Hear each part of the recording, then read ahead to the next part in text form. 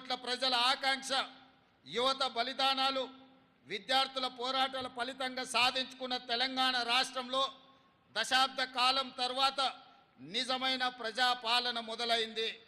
నాటి బ్రిటిష్ దాస్య శృంఖలాల నుండి దేశం ఏ విధంగా అయితే విముక్తి చెందిందో అదే స్ఫూర్తితో, అదే పోరాట పటిమతో అంతిమ పోరాటం చేసి డిసెంబర్ 3, 2023న స్వేచ్ఛ స్వాతంత్రాన్ని పొందాం.